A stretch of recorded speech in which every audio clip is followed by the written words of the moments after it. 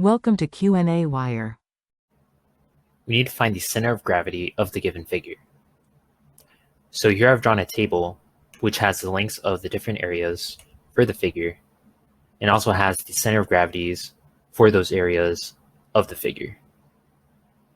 And here, the labels 8 and 9 represent the lengths, which looks like a quarter circle, which is why we use this formula here to find those lengths. And so from this table, we can then find the summation of the lengths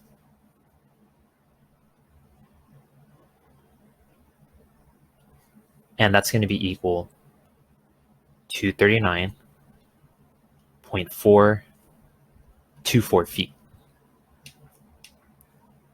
And then we can also find the summation of the center of gravity on the x-axis times L, and then this is equal to 69 feet squared. And then we also know this summation for the y-axis, which is 163. And then we can also find the summation for the z-axis. And so this one is 53.42 feet squared.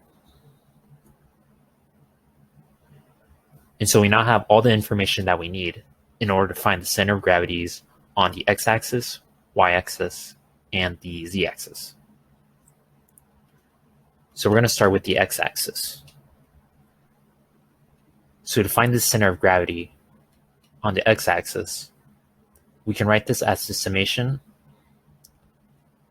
of all center of gravities on the x-axis for the different areas times L divided by the summation of L.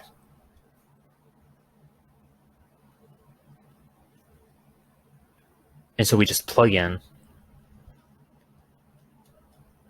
69 for the numerator, and we plug in 39.424 for the denominator. And so this will give us a center of gravity on the x-axis of 1.75 feet.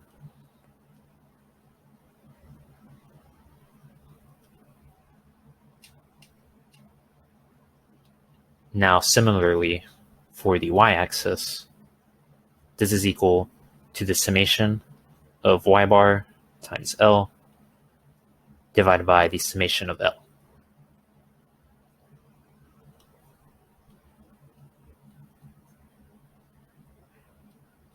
And so we can plug in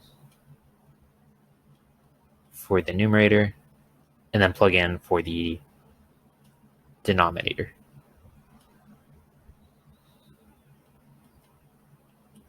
And so we'll get a center of gravity on the y-axis that is equal to 4.14 feet.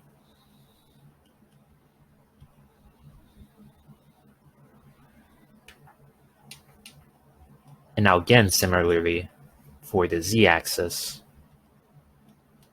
this center of gravity is equal to the summation of z bar times L divided by the summation of L.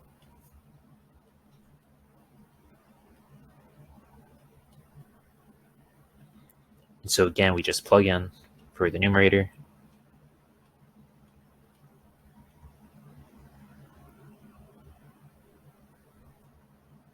And then we plug in.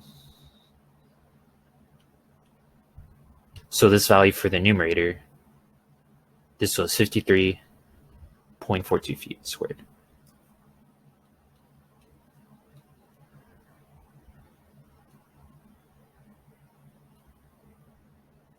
And then plug in the denominator. And this will give us a center of gravity that is equal to 1.35 feet for the z-axis.